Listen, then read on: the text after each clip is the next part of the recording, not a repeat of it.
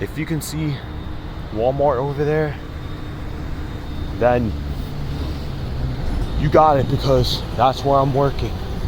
Starting pretty soon.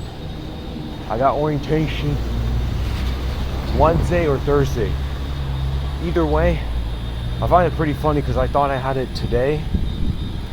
I brought my stuff, but they were like, they're moving into Wednesday, but they have everything. So, I'm in a good spot. I'm in a really good spot now. For the day after I dropped the video of me being concerned about my future and struggling to hold it in, hold it down, I got a job interview at Walmart for cashier. Went to the interview at like 2 p.m. and then an hour later, when I was going through the process, I got the job. So I'm making $18 an hour, banking for the buck with Walmart, being a cashier, starting off simple and working our way up. This should be fun. I'm so glad that I have a future now. You see the coincidences that are lining up? Me leaving that space was like the best decision ever. I'm not even kidding.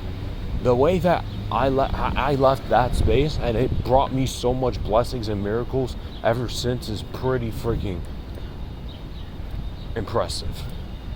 Because you would think that, hey, this should be giving me more blessings. I should be getting more from the God that's supposedly there.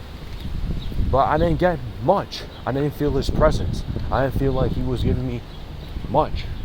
But all I had to do pretty much is to vow, settle in, get it together, and now look.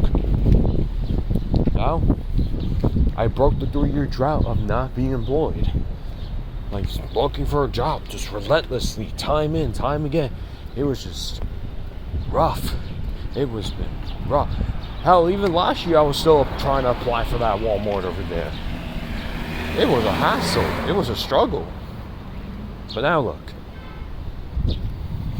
I'm in it for the long run. And guess what? Even for the first month or so, I don't even have to spend my money like that, because I have my oldest brother, and with his fiance right there, I can just ask him for lunch. I don't need to always buy food. So that's good for me. And then again, I just find it pretty crazy too, aside from me leaving that space, moving out of my parents' house, moving with my dad.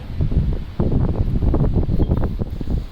know how much good energy and less of a misery that I have unleashed? Dude, it's like I wake up and I feel so much better.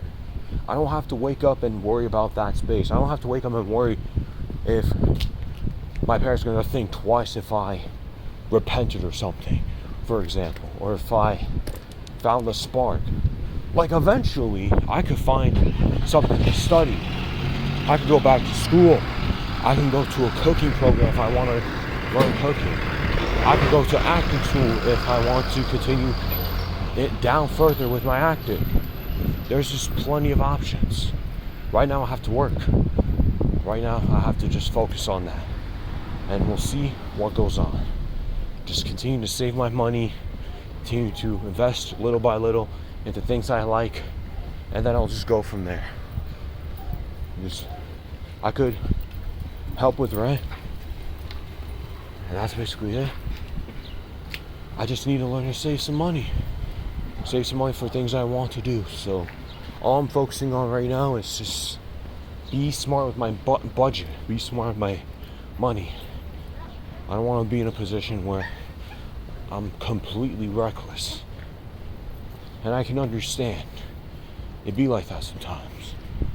But I want to do certain things. And that would require me saving some of my money. This should be fun. I absolutely cannot wait to go back to New York. And I feel a lot better going back to New York now, because making some type of money. I have some type of stability for a job. I can always do more. Just give me some time. I will figure it out eventually. You just gotta give me some time. I can't force myself to be in positions that I can't or won't want to do. Just give me some space and time. And then we'll just go from there. Again, this should be fun. I'm so excited for this new journey. The people there so far have been really, really welcoming. Even if I had some mishaps, they've been really welcoming and encouraging. Better than that space people. That's freaking crazy. You know how impressive it is for that space people that are supposedly replicating Jesus' love? They're not as encouraging, quote unquote, as the people in Walmart.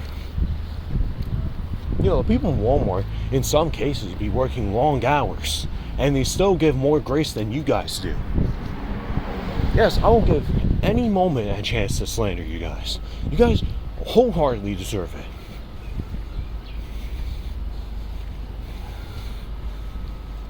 Oh, but what did they do to you? Many things.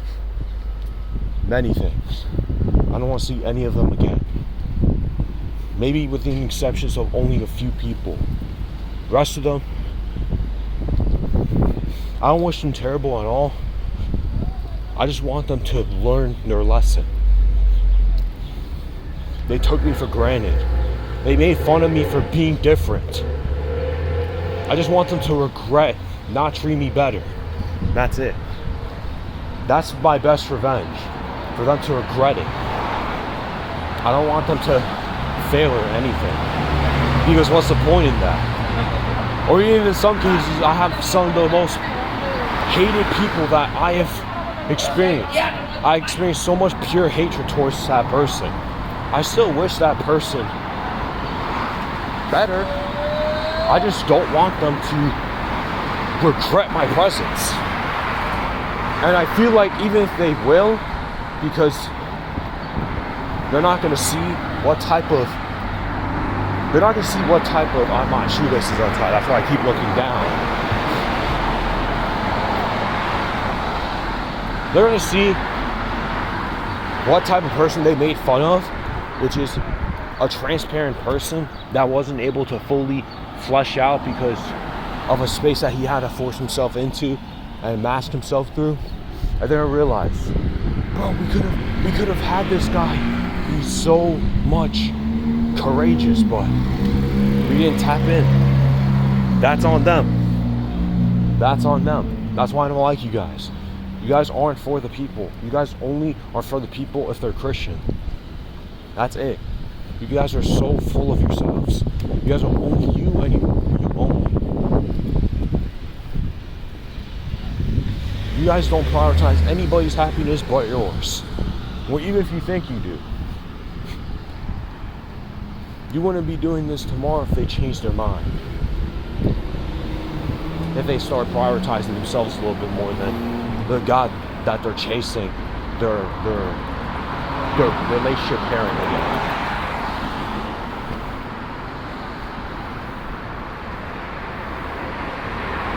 Your love is manufactured. Your love is artificial.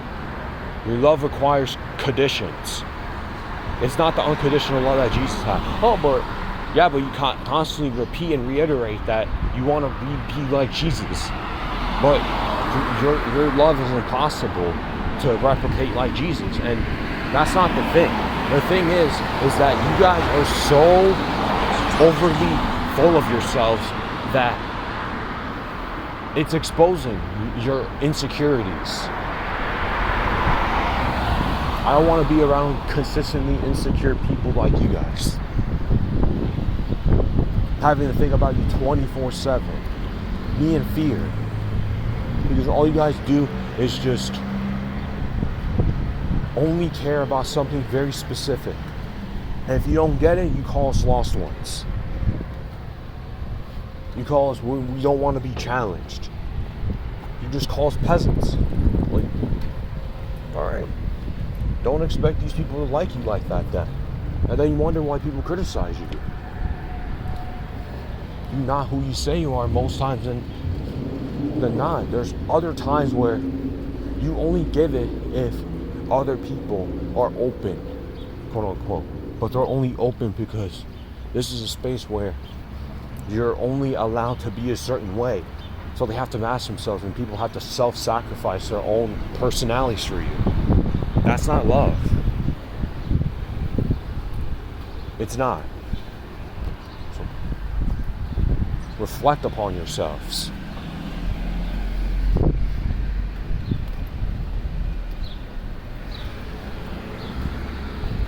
Be better. That's all. But cheers, y'all.